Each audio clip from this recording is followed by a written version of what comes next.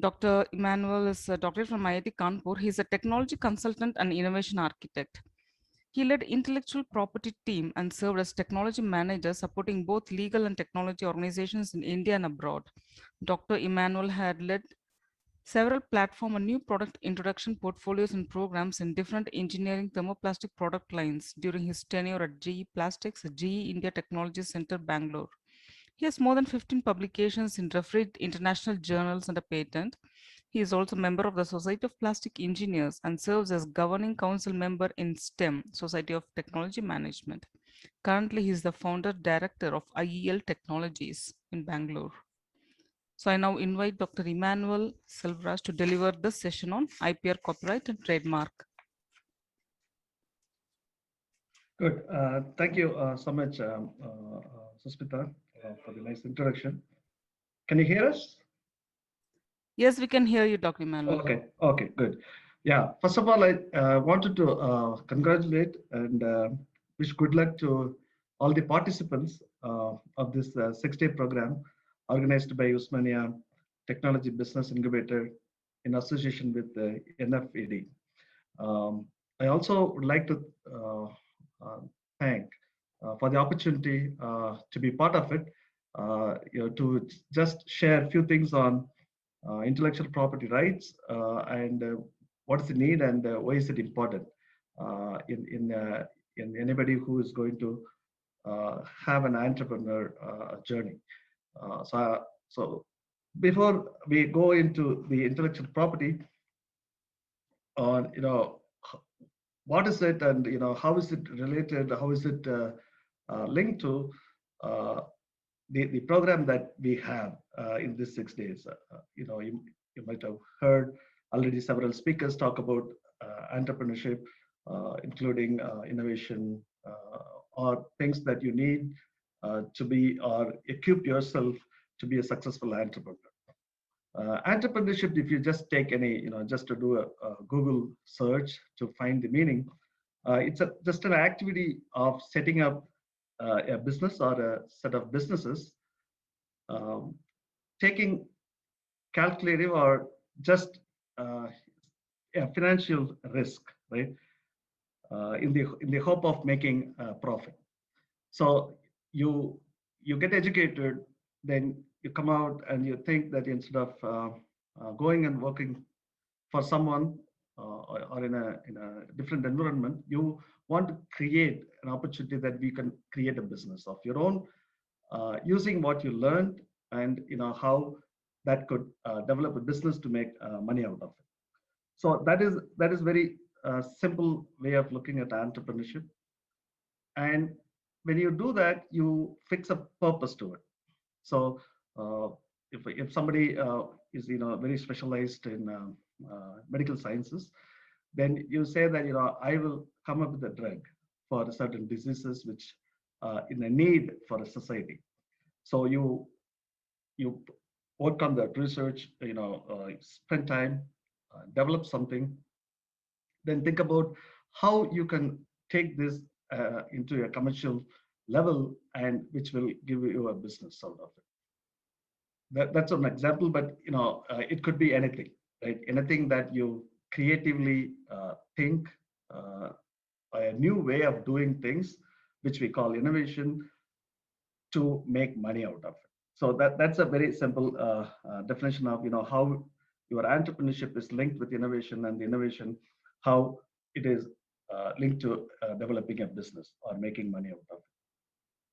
And I understand the whole thing is, for this 6 days that the participants are faculty members from the university, from different departments, and also the research scholars who are potential employees somewhere in a company, based on what you learned in your research, or you could be an entrepreneur in what you learned that you will make business out of it or make money out of it. So what we with our technical background and skill sets, that as an entrepreneur, that if you want to come up and start a business, you need to create value through an innovative problem solving, right? You identify a problem, It could be social economic, or it could be advanced technologies, maybe in IT, or in medical sciences, or engineering, or manufacturing, or app development and softwares. Anything that, where you can creatively come up with an idea which will make life of the society or the people easier. That's how you solve. For example, in medical sciences, that if you are solving somebody's ailment, that's a good thing for the society, and that can be a business, which people will buy, where people can spend their money on it because it's going to be helping them. So when you do that, then you create a value, right? You come up with inventions, right? That's what you do. Anything which is not known before, you come up. It could be a product, it could be a process, or it could be anything, even services. So or organization processes. If you're good at that, and which will remove all negative things in an organization, it can make it a positive, or a positive what do you call money generator, or anything that will be profitable, right? So if that inventions that you come up with, an innovative way of problem solving, which is going to help you in developing businesses, then that invention has to be protected. So otherwise, what happens is we come up with something unique, novel, and and if we let others know, then anybody can copy that and do that, and it is not going to be profitable, right? So if you see from entrepreneurship with innovation, and innovation to inventions, and the inventions involved in creating value by filing intellectual property or protecting that intellectual property in that invention, is the link that we will talk for next 1 hour or so. It Within 1 hour, it's very, very difficult to cover everything what intellectual property rights and different aspects of it, to make it, what do you call, an expert in it. But the goal is here, how and why is it important? And you, the, the, the, the, the presentation will give you an idea on what is that is called intellectual property right? Or what is your right when you have it? Or what are the products that you can see as intellectual under the intellectual property, and little bit of examples. And I just kept mainly patents, because as technologists and researchers, that more relevant thing would be protecting your intellectual property right is by filing a patent. So the focus is a little more on patents, but nevertheless, you will also get an idea about what's copyright and the trademark. So with that, we will just go and see, what is it.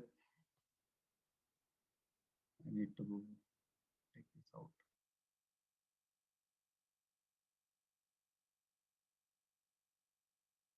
Is that the right one?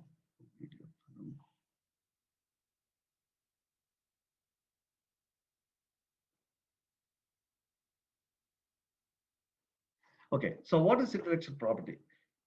Intellectual property, if you define, by the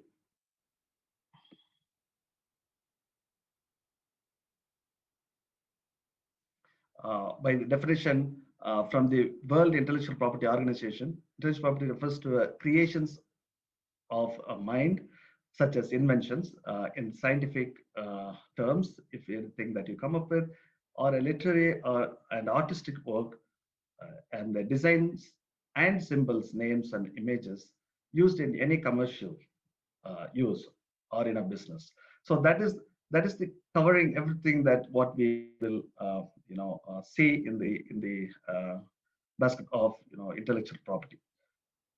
So if you keep that as the core thing under which you will see patterns, which, yeah, we will elaborate a little bit later in the slides. more about patents and what is patentable, why do we patent, things like that. But just to mention about what are the different types of intellectual property, if you see the patents, utility models is again a kind of patent. The difference between the patent and utility models are very small.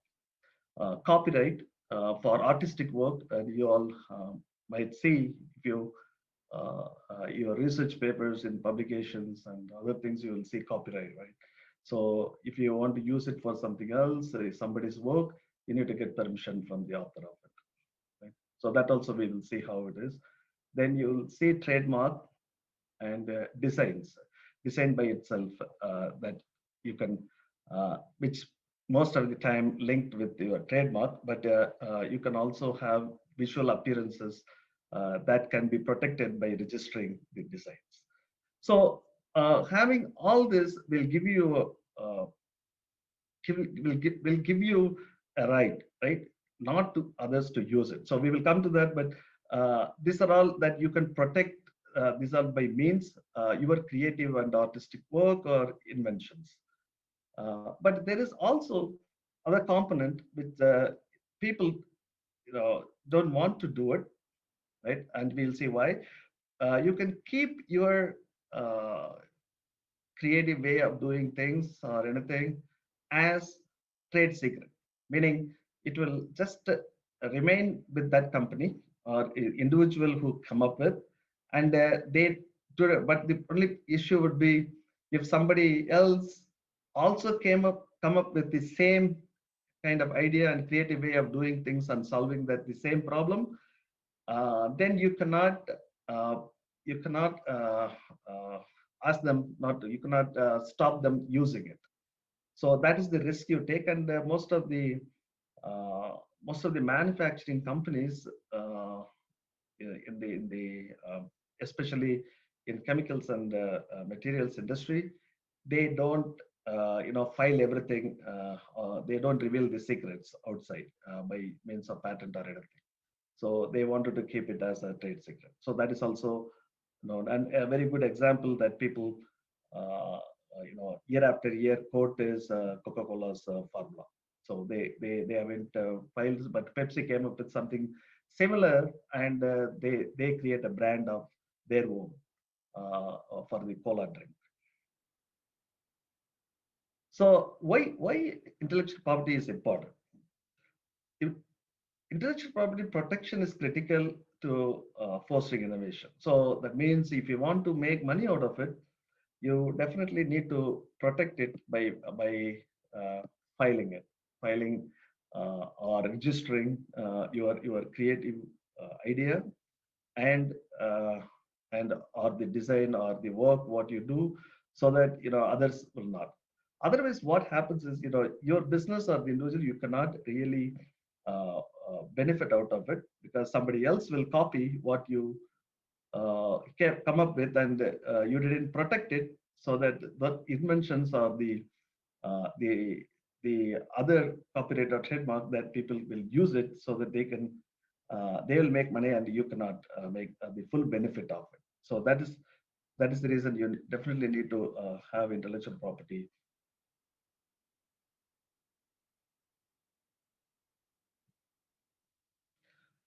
So again, to continue, what is how is it if you take worldwide, right?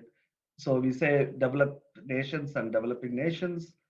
We will see some data to substantiate this, that if a country with more intellectual property protection, that they in place, then their economic growth and competitiveness is much higher, right? So if people are more have more awareness about intellectual property, and they protect what they come up with the new improved technology, then they are very good in their economic and competitiveness for that country. So this is the companies, then companies, individuals, companies, then countries, right? So in India, I can say that we We started GE India Technology Center in 2000. Uh, in 2000 is the time where from 99 onwards that the globalization happened, and India is just at the beginning of opening up the market, setting up R&D centers, and bring people who went out to work for some other country or some other company to come back and start it. So we see in last 21 years that India now is in a position, we can again substantiate that with the data later. You can see the intellectual property drive or the awareness is enormous in India now, and that is adding value not only to the individuals or companies, it also adds uh, very much value to the country. So the economic growth of our nation is much higher in recent times because of the value that we bring through intellectual property, right? So the second one is again the property rights protect consumers and families. For example, if something yeah, consumer also is protected if somebody. So you are assured that the it is an examined, or it went through a process that whether what they are selling out is the right thing for solving that particular issue, or a particular, because these are all, when you have an intellectual property right, for example a patent, it is going to be examined by examiners, experts, domain experts, or competitors. There are going to be challenges that they will ask why, how, and what, right? So when somebody comes up with a product or a process, then you say, hey, this is protected with IP, means it is safer, because and if it is something wrong, then you can go back and say that, hey, you guys said that this is what it is, but it is really not working that way, right? So the third one is, you take breakthrough solutions for the global, anything, from IT, from mobile phones, from apps, from or life-threatening diseases, right? So a good example could be, for the COVID-19, right? The companies who come up, so globally, they can take it forward and say, this can be used for this ailment or disease, right? So you take water problem, right? Good drinking water is a problem globally, especially in African countries. So for that, if we may not have it, but if I create intellectual property around what is the best way that I can get clean, good drinking water with my technology. It could be a membrane technology, or anything that which comes, right? So that, I can freely, once I file and have and protect it by IP, right, by filing a patent, I can take that and go and give it to anybody in the world, right? Which will solve like social economic problem, and in that process, your business also makes money out of it. So the fourth one is the one that we are talking, right? So if you are a small, we'll see some examples. So if you're an entrepreneur, you are not a big scale manufacturer, that you don't have to. So if you have intellectual property with you, then you can always license that out, so that somebody who can take it from you by paying you, and they can implement and get the product out as a commercial one, and the people can benefit.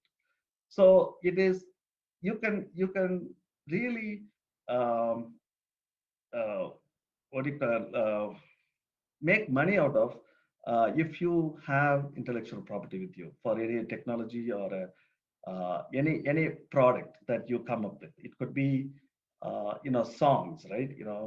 You come up with your own unique way of doing a music, then that you can give it to somebody else who can produce it, and for that you can get the reward of getting paid for transferring that technology, right? And the last one is, in recent times, as I said, in last 20 years, India is a intellectual property professionals hub. It has become.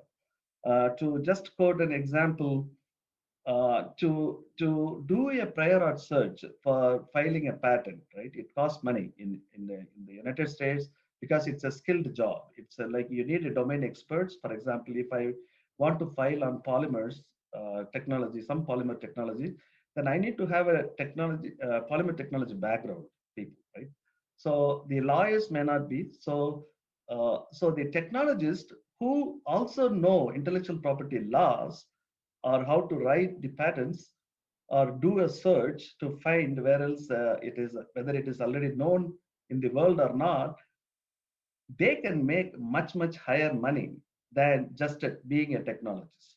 So what I mean to say is, so that kind of industry opened up in India, and I was leading for about close to 5 years intellectual property team. We were supporting the technology as well as the legal teams globally for GE Plastics for some, and for some period SABIC. SABIC basically acquired GE Plastics. So even if when you add intellectual property, the knowledge into it, people could get a very high end, high salaried jobs, high profile, and it is it is also useful that when you become an entrepreneur, then you will know what works and what doesn't, and how you can take it forward if you come up with an idea, and if you have a patentable idea. So it's very important, right? So here are the different types of IP that I'll just go through, but I will stay a little bit longer to talk about uh, patents, right? So patents, if you take, okay, so different types of IP, and you see like there are three columns that we got, so the different types of IP and what are they, and basically how, right?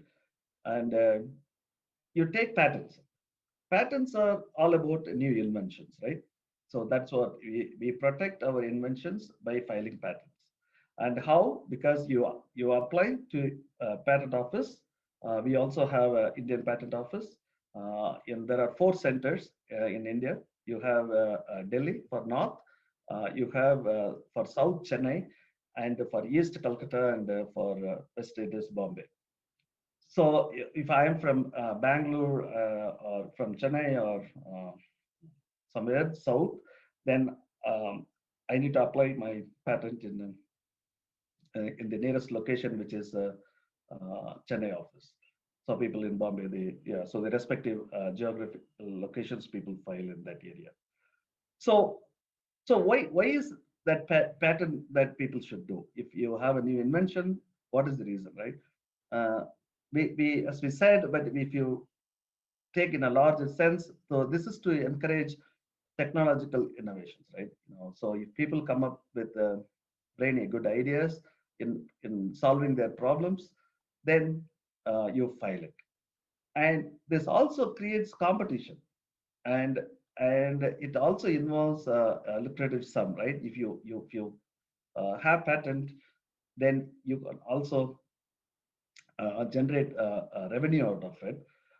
Either you do yourself as a product and sell it, or you can also license to somebody else, so that they will pay, they will buy it from you, and they will take it to the market. So so what is, why patent uh, application or patent filing is uh, done? So this is the very simple logic.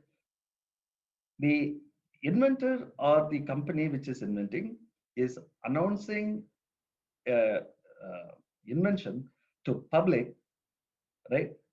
Uh, for in return that it gets an exclusivity, meaning the patents, having a patent does not give you right to practice, but it gives you right to stop somebody else to use it. So if I come up with a particular product or a new formulation for a sanitizer or anything for antimicrobial, then if I have a patent on that formulation on that product, by the reason that I am telling that publicly outside, meaning if I file a patent, it will come to public domain. Everybody will come to know what it is.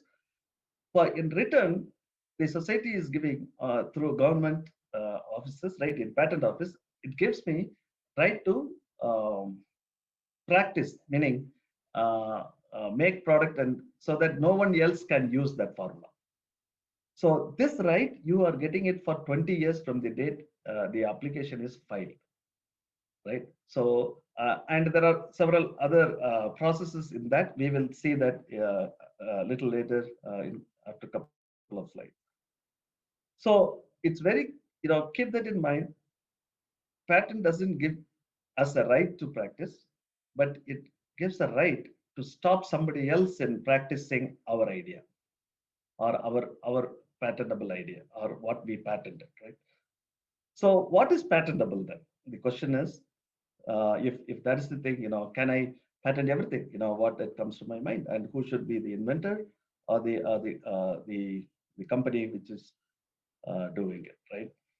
So if you take a product or process, right, anything, what is patentable is the patent or the idea, or what is patentable, meaning what is that we can patent is the idea has to be a novel. It has to be a new idea, that it should not be in any in the world. In the world, nowhere it should be known, right?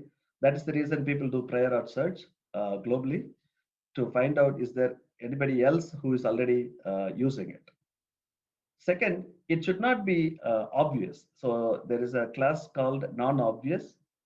So in scientific terms, right, very simple, right? For example, 2 plus 2 uh, is 4, right? Everybody knows that. So that using that kind of logic, you cannot get a patent. So it has to be inventive. That is non-obvious. And the third thing has to be, it has to be useful. It has to be useful, um, have industrial applications, meaning to mankind, it should be, it should make your life easier, better, faster, anything that will improve lifestyle of mankind. So things which are novel, inventive, and useful, we can patent it, right? So these are the things, basic things that we need to remember, right, for patenting. So the next thing is utility model. Utility model is the same, like patents. You have very predominantly this kind of utility models in Europe only, not in Americas or in India or other nations. But if you see Europe, they have the same thing as patents, like new inventions, and you apply, then you get a registration and you get it rewarded as a patent. But the period is shorter, 3 to 5 years period only. So it's for a short term, maybe a little period that they get the benefit for exclusivity. So that is a utility patents, or they call that utility model. Copyright, everybody knows. Your music, art, your writings, books, novels, movies, anything which artistic thing that which comes with the, original creativity. So that is, so you don't have to really go and separately register it. The moment you publish or you bring it to the public, you automatically get a right. So if somebody else you needs to they need to use it, or to not just to make money, or even for non profit reasons in a school or college. For example, as research scholars, you might have seen that. Um, you want to quote somebody's work in your work, you will give a reference so that you are quoting that. But as it is, if you are taking material from one manuscript or one paper, published paper, or a book, in your book or your review, you need to get prior permission from the author or the publisher. So if you scientific journals, what happens is when I publish a paper, I give the right to the publisher. That is the reason he is publishing my work. For example, scientific journals. You take science or nature or yeah, anything, or individual disciplines. There are thousands of journals, right? If you quote somebody's work, you need to get prior permission. Uh, for definitely, if you are for commercial purposes, but even if you are for non-commercial purposes, you still have to get a written permission. So, when I was a research scholar, I wrote review articles. So we write to the publisher telling that we are using this figures, this table from this publications, of your publishing company. We seek permission to publish that in our article. So then they send a grant, and then we do that, right?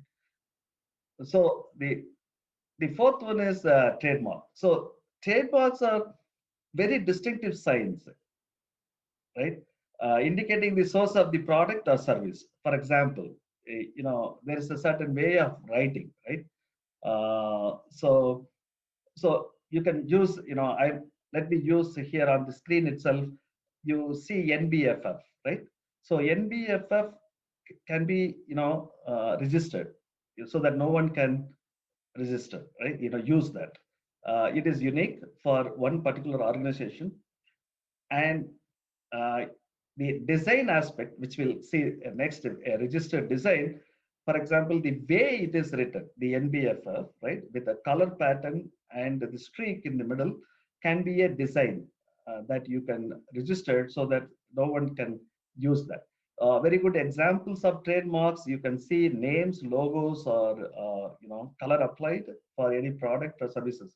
For example, if you see automotive industry, right?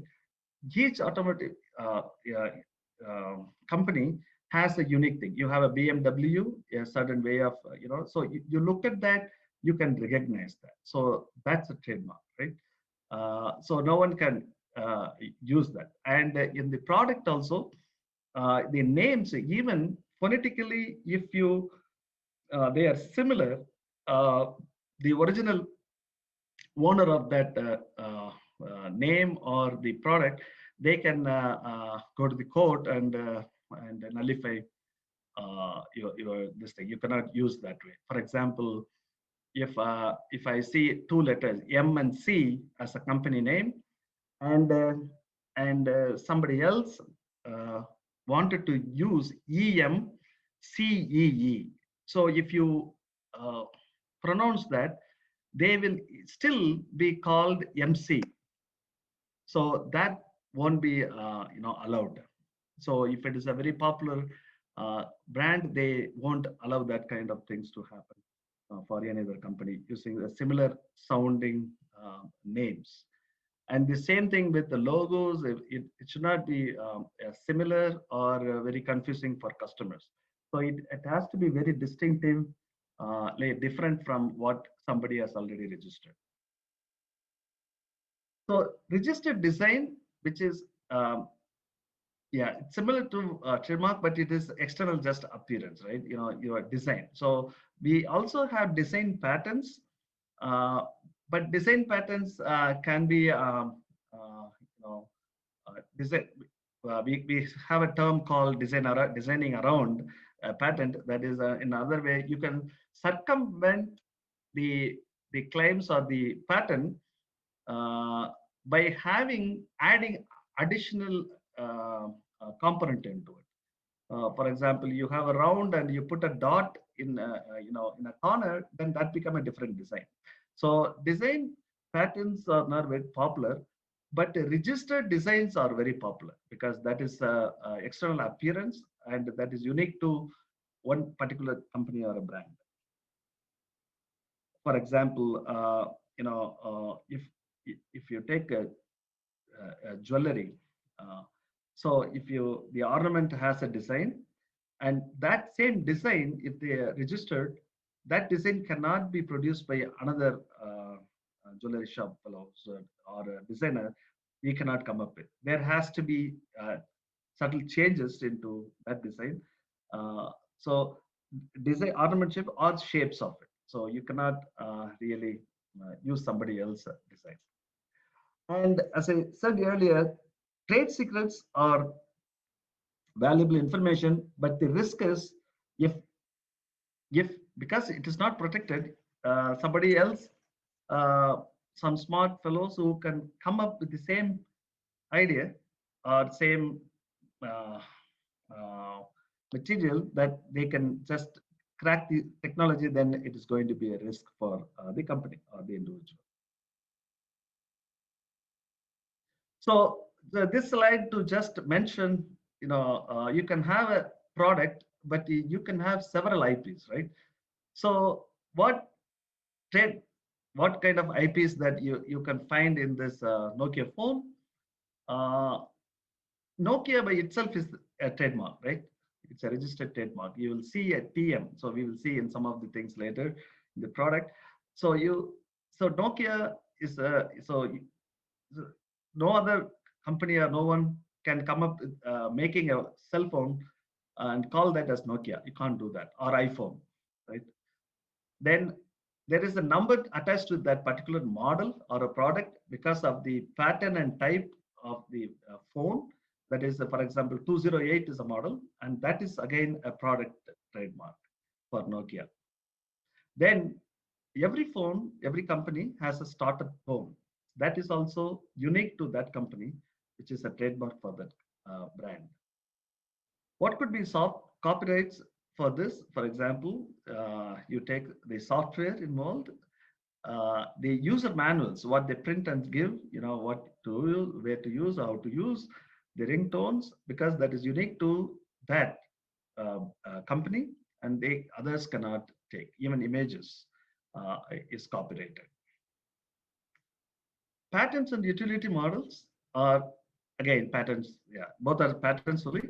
So if you take the core technology, right, operating system, operation of user interface, or data processing methods, all that is patented IP, patented material. So that is the one subdivision of intellectual property. And the designs again, like what is the shape and the color and how it should be, the size of it, all that in combinations. If you say that, if you look at one particular phone from one particular brand, you will easily say, hey, this is from Nokia, this is from BI, this is from Oppo. So one product can have several, right? And the trade secrets we will never know. It's not published anywhere. Even within the company, the trade secrets are not recorded and kept because the risk is higher that it will go out. So it will be in a locker or in somewhere, just a formulation or formulas. That's what you keep it as trade secret. Okay, so I just quickly go through um, on intellectual property importance, right? So if you see that with a little bit of an examples, then we will appreciate that intellectual property is really an essential and important one if you're an entrepreneur, especially if you're a inventor or if you're or an innovative thought process company, right? So IP is an essential business asset, right? So you can you don't have to really reduce that IP into practice. You can always give it to somebody who can make use of it, and you can get a reward as licensing fee, right? So if you take Sandvik AB, which is a Swedish company, so they are basically make high technology tools and manufacturing uh, tools, right?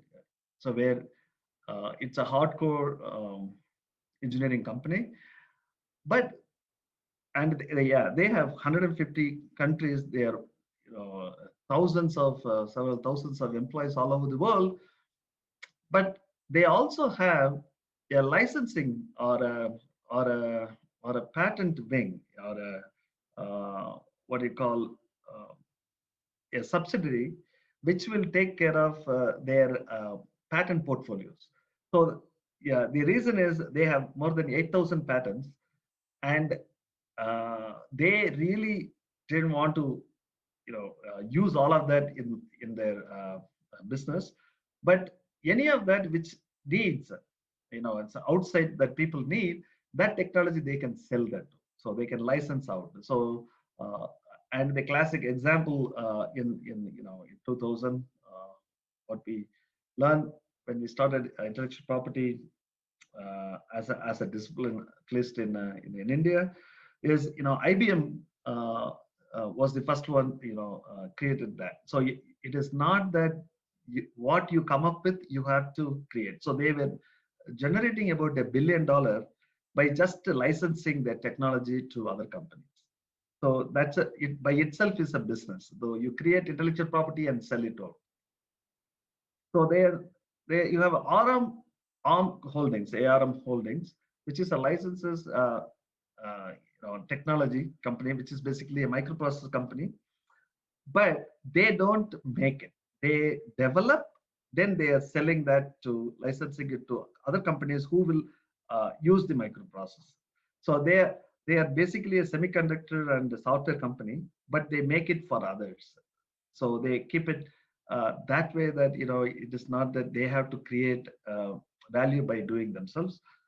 So knowledge-based economy, intellectual property is very important. Otherwise, it doesn't make any positive revenue. The next examples are just to show that how not only now, even in 1960s, 50s, entrepreneurs, the earlier stage, people come up with their technology, how they could be successful. For example, W.L. Gore and Associates is a company, it's a family business company. So that means individual entrepreneurs who are interested in coming up with their own technology.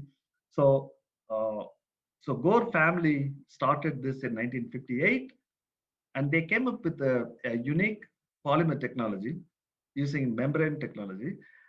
And they were just using this for breathable fiber, to produce a breathable fiber. That means you can oven that to create clothes that can be used somewhere. So in 60s till 2000, it's very famous. If you or if you are very proudly, you can say outside that you are using clothing which has Gore-Tex product. So Gore-Tex is, as you see here, you see an R. So that is a registered trademark of the Gore and Associates. It's a family business company, but no one can use it. But the companies, the clothing companies, or the shoes and other article making companies, they were buying this particular technology along with the trademark Gore-Tex, that they are allowed to use it in their product marketing, telling that this is waterproof and windproof material, which will be safe for you. And for that, they need to pay, or the licensing fee they have to pay to the Gore and Associates. So it is not only for them to make money by making a product, but they were giving that to other companies, so that they can use it, including the trademark of Gore-Tex. So Gore-Tex cannot be used by anybody else, but having the value, they'll get paid for using that Gore-Tex in their product. So that's one example. The other example is if you take Dolby Laboratories, right? Dolby Systems, you all over. If you're a movie buff, you definitely um, hear 1,000 times in a day Dolby sound system, whether it's good, bad, how is it in a movie theater or home theater or anything. So Dolby is by itself again a trademark that it was created, but they invented the noise reduction technology. So the technology that they developed, they give it to other companies who are equipment and instrument manufacturing companies, and and that way they were doing business, not essentially that they have to be the final uh, end product manufacturing folks. So small innovative firms, especially for entrepreneurs, it is so you need to definitely have an inventive product, protect it. Either you can make by yourself a product, or you can license that out to somebody else and still make profit. The controlled conditions that you give it to public, this is very, people might know the open source softwares nowadays. So what it means is, for example, Linux uses general public license. So they keep it, the software open for others to use, but on one condition, they give the the further development that you do on the software, that you have to give it back to a company, so that the rest of the world can still further use it and go forward. So it's a conditional IP release that you give it to public to use it, and that will be in return anything further you invent that has to come back to the public, right? So the Creative Commons license is basically for sample license for books and the software and photos. So like, people say that you can use it, but you need to acknowledge us. So that is one way of popularizing your product or your brand, your company. So without paying any money, right? So for example, if I take Creative Commons license for using certain books or some photos, then I have to acknowledge and I have to mention in my article or anywhere I'm using that I have taken this from the source, and so that way also you can benefit. So people want to. The last one is IP helps guarantee standards. For example, the Fairfield International basically tells, so if you put a product and they tell Fairfield International, the fair trade trademark is there. That means they got already licensed from that company, which is telling the conditions, for a particular product, for example, coffee or, the forex stewardship, that they are compliant about certain things, what fair trade is Fair Trade International is put up. So the third party company, when customers see that they have a fair trade symbol or the trademark in their product, oh, that means they followed the regulations by government or companies, or for safety related or of the product, or the process or the way they were doing it.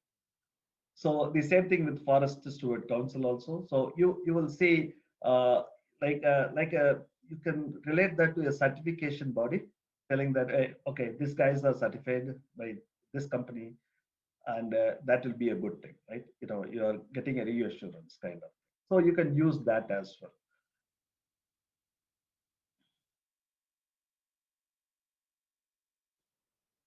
So here are a few things that very familiar to all of us. Uh, if you see, Coca-Cola, uh, Coca-Cola is for trade secret, but if you see the way it is written, the color, the pattern, everything is registered trademark. No one else can use it. You cannot use a Pepsi or some other company brand to write this way, right? The color even. So that's the reason you see Pepsi with blue and red, more dominant with blue, but this is with more dominant with red color. And this is a global. phenomenon. So you cannot just use it anywhere else. Apple, iPod Touch, again, see, for each one, they have a registered trademark, so no one can use it. Harry Potter, the same way, even for a book, right? That it is already no one else can use it. Polaroid instant camera, not relevant anymore, but they were a great innovative company in late 90s or 80s, right? So even DNA copying process is you can create an intellectual property. No one can else can take a particular sequence and use it in their research work or in their product. So I'll just move on to one more thing for uh, how a patent page looks like, right? So I'm just taking for US patent uh, because it's very similar with other countries as well. Uh, you have I have one page for Europe, but mainly for US. Uh, so if you this is the landing page. If you have a patent, the patent will look uh, whatever the you have 1800 to now or in future. This is the format you will see, right? It's a publication type. What are the things that you see in the front page of a US patent? You will see the patent number when it is actually granted, right? And the date in which it was granted. So if you see the US 6,000,000 713,598, and the alphabet that you see B2 is a granted patent. That is the you denote.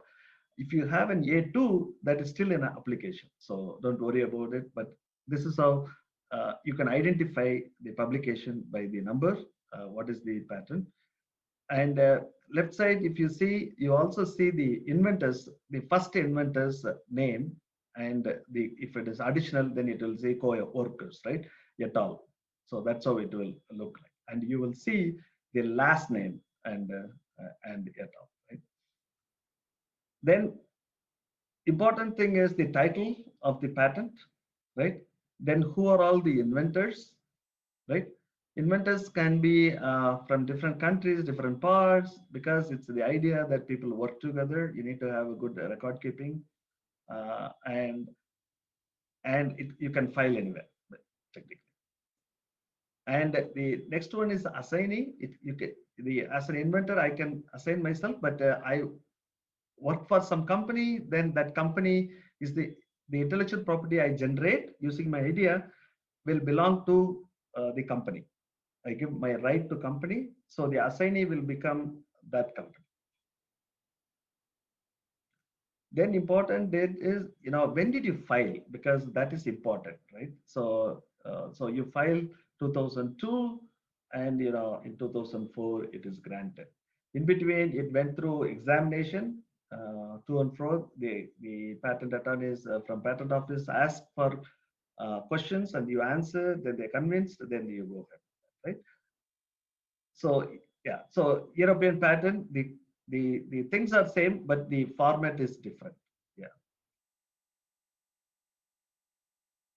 So patents. So this is common universal. So the components of a patent. What are the things that you will see in a patent, right? So background of the patent. Basically, I come up with an invention related to solving a problem. That problem background you need to explain, right? So how people are doing or living with it, or struggling with it, or how it is not good. So it is like an introduction in a publication. So you need to create of what it is, right? Why we are be interested in solving this problem. Then you come up with a brief description telling elaborate with this scope out and say that what are the things that are available, right? How we can uh, attack this and what will be the, then detail the description, like the same thing, like how we are solving it. Then you come up with the, if you are an experimental uh, patent, like with the experiment, and you say, you give an example, right? So this is a chemistry based patent. So you tell, your experimental details, your and substantiate with what your proofs on, how is it, analyzed, and all that you provide. Then the most important part in a patent is claims.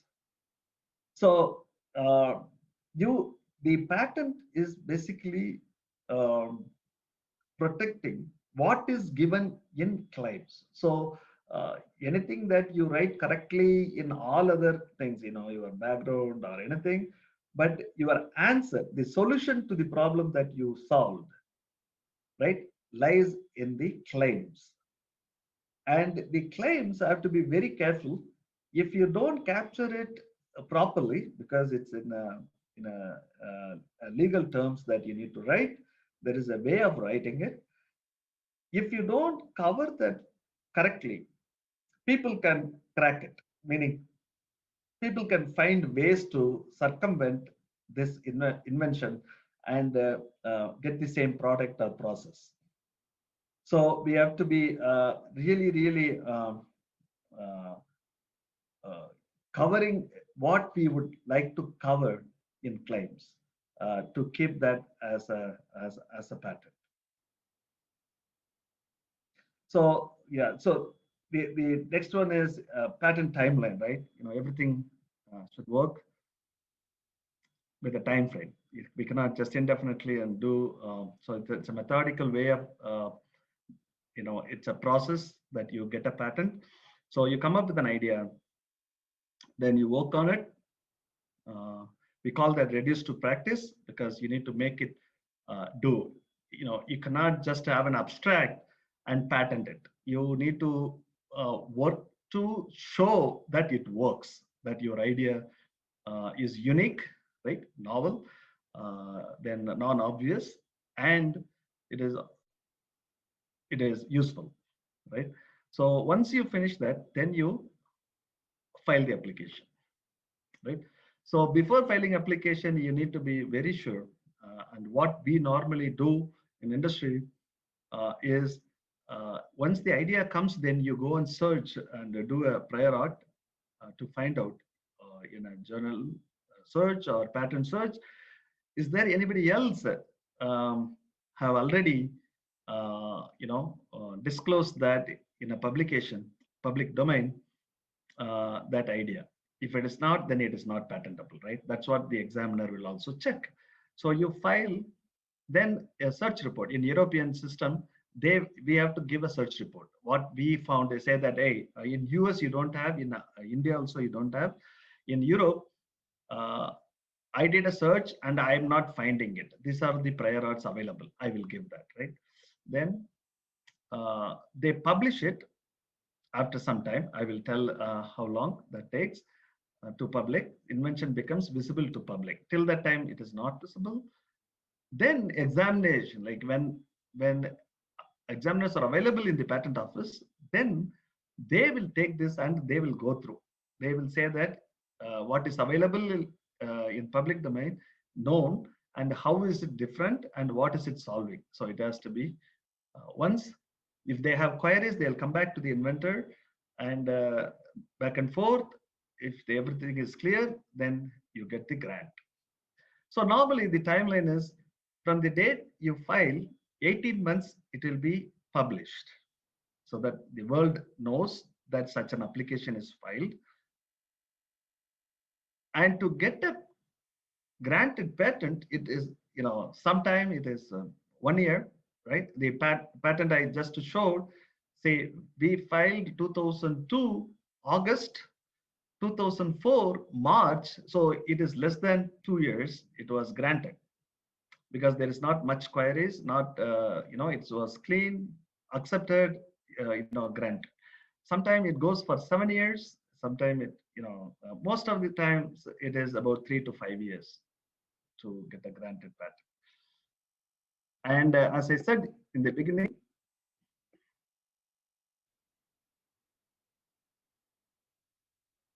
the patent expires in 20 years from the date it is filed, not when it is granted. So we need to remember. So if I got my patents granted fifth year, then I get maybe an additional 15 years. After that, that will be open and anybody can practice that. Okay, so this is about generic IP in focus. We checked with about patents and little more knowledge on it. Here are some data in the last few years, how the world is doing on IP. Right? So these are all taken from the first one is taken from the World Intellectual Property Organization, WIPO, and the later one is by an individual company, Clarivate. So I will mention that later, right? So if you look at this, in 19, all IP products, right? All different types of IP filed overall in the world is 21.6 million. That's a lot, yeah. So it's about 1 million is 10 lakhs, right? So that is something like 2.16 crore. And if you look at the different types, right? Patents, utility models, and trademarks and industrial design. Just look at the trademarks. That is 15.2 million itself. And the patent is 3.2 million, which is from the 18, it is 3% down. Right? Utility model and trademarks are way high, industrial design. And you can link this, we will find the other data in the later, that the reason for that could be, it is not technical, right? Inventions, related filing, but more of creative designs or types or creative nature. That is what, because most, lots of people come up with different companies, trade names, right? So all that is getting registered. So that is a good thing that, this data can tell us, right? The world is more entrepreneurs coming up.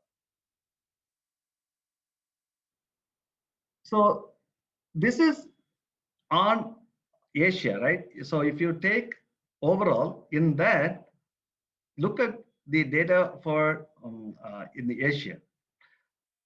The maximum number of filing is coming from Asia. So that is a trend if you see in last, especially 20 years. Before that, it was not, especially when China and South Korea, earlier Asia filing is only Japan. And in recent times, we will see a little later that India is also, joined in that filing pattern from Asia.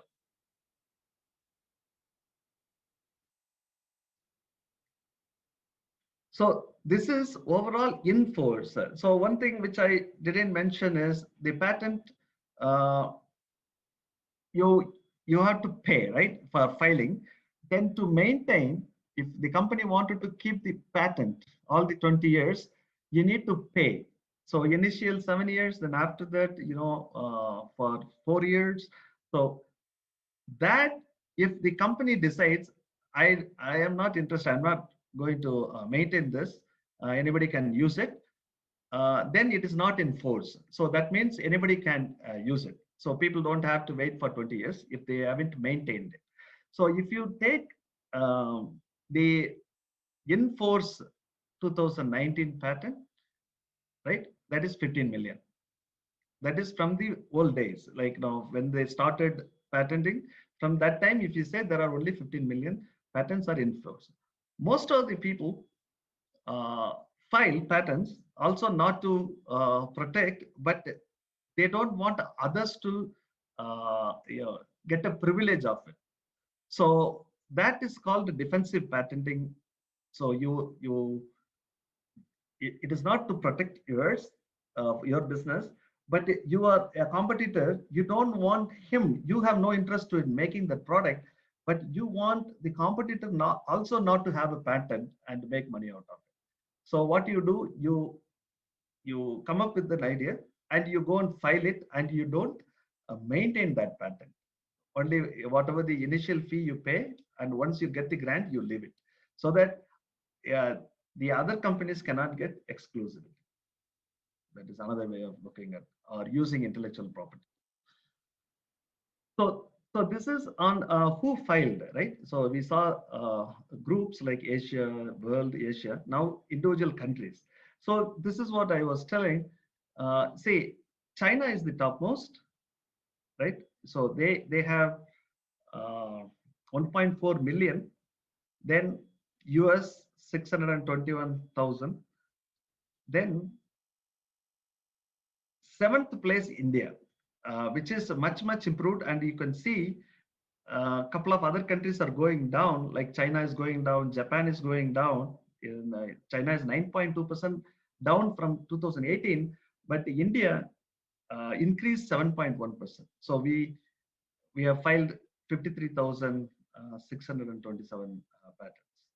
So India is picking up, and as we go, I think more and more inventions are coming, and people are serious about intellectual property and protecting it, and the filing is increasing. So however, the top five offices, right? China, US, Japan, Korea, and European countries. So EPO is a combination of the European Union of Parent Office. So that is all included for 84.7% overall total. Okay, this is just to find, what type of in PCT. PCT is basically patent cooperation treaty. So if anybody files a PCT, there are 141 countries, they have signed the treaty. That means you get 11 months to practice that in all the countries, so that you get the right, patenting right. Then individually, to enforce it in that country, you have to file. So for example, I want to file in PCT because I'm interested in Europe. Germany is my market. So I have to file first PCT, then within 11 months, I should file in German Patent Office. So that is, or what you call now is EPO. So European Patent Office, so that I can practice or I can stop others not to use it in Germany. And this chart, just for you just look at it, you don't see you see only electricals, electronics, and you see what else? You don't see any other segment. You see all Huawei, Mitsubishi, Samsung Electronics, Qualcomm, all telecommunications, electricals and electronics. There is no one else, filing. Just to get a feeling what people are doing, right? And this is the top 10 countries. So again, you see in PCT, China is the maximum, then US, then Japan, then Germany, and all that. And we don't see uh, India entry because our product focus mostly on India. So we don't file that outside, except maybe some people would like to practice or sell the technology in US, so they file it in the United States Patent Office. Okay, this is a very simple the top 100 global innovators. This is by Clarivate is a company. They are a pattern search arm, right? They use Derwent pattern search, and they have a link with the chemical abstract team. So what they help companies in doing prior art search or like a patent portfolio in a much better way. They are a portfolio company. they do a survey and they collect data because the data is available for them. So they listed 100 companies which are innovative companies, right? 100 innovative companies. And yeah, this you can, I have given the link and you can just click if you request through email, and they will send you the report. You can just take a look at it. And this is in alphabetical order. So 3M is the only company with 3 as a number in this. So it is in the first, after that it is A, B, C, D kind of thing, right? Here, if you see most of the companies, right, you don't see from China, right? So, but you will see most of the companies are from US, Germany, and to certain extents in recent times, South Korea, and you will see plenty of Japanese, right? So the reason that you see like that is your patent filing or trademark filing or your IP generating is not directly related to your innovation index or what do you call as an innovator. So that doesn't correspond. So you create IP, but the smart people only make money out of it. Lots of people just file and just leave, right? Money making is, or as an innovative company, that you have to be very smart. What is required, needed, that you do. So as an entrepreneur, IP is important, but just having IP will not make you a successful entrepreneur or an innovator. That's what I would like to leave a point with that. Here, if you see the global innovating companies, the maximum, right, 10% to 11% is industrial systems, right? So they might use the other things, for example, electronics, computing, all that, but the industries which are using is mainly as innovation, right? And commercializing or implementing is industrial companies. Then you will see semiconductors because they are component manufacturers. Remember that again, right? So then telecommunications, electronics and computing equipment. So chemicals and materials is okay, reasonable, but it is not. It used to be very big in old times, but not. So this slide just to have an idea that where which industry or which type of industry people are as innovators are in the list, right? So that kind of will tell what is needed or required, right, in each field, right? You see pharmaceuticals, because it's a very long, very risky thing. So people, only 6%, right? It is not that everything, only a few people must be doing it, right? So this is again, see the geographical thing wise, we won't see India here, but the major thing that you see is between United States and Japan, because they are industrial countries and they produce, right? All others are, if you just take 71%, the remaining guys are only 29%, right? With hundreds of nations in the world. So that's all I have. Just before we conclude certain things, that intellectual property is a critical part of innovation. So and as an entrepreneur, that we need to be really innovative, and for that inventions and intellectual property will help. And intellectual property guards ideas and creative forms. It could be trademarks or your creative science or forms and businesses, and it keeps others not to practice. So you can protect it. It also helps in licensing. So it is not that you need to practice it, but you can also give it to somebody and monetize that. And that way, you're sustainable, and also you can create more technologies like that and supply to somebody else as an entrepreneur. invention or idea or creativity alone cannot be an innovation. Remember that. So that's what I just said. If you look at the data on patent filing or your intellectual property filing and being an innovating company, they are two different things, right? So you can come up with an idea, you can make an invention with all your creativity, but you need to make use of that to generate revenue. That's what is a real innovation. And the last one is, entrepreneurs need to be innovative, right? And of course, with IP protection, so that they'll be successful in their in the journey, as using the knowledge and technology that they learned, that they can be useful to the society. Yeah, thank you, and I'll be happy to answer any of your questions. Thank you, Dr. Emmanuel. Participants, you can unmute yourself. If you have any queries or opinions to share with Dr. Emmanuel, you can. Good afternoon, Dr. Emmanuel. Yeah. It was quite interesting topic and very informative as well.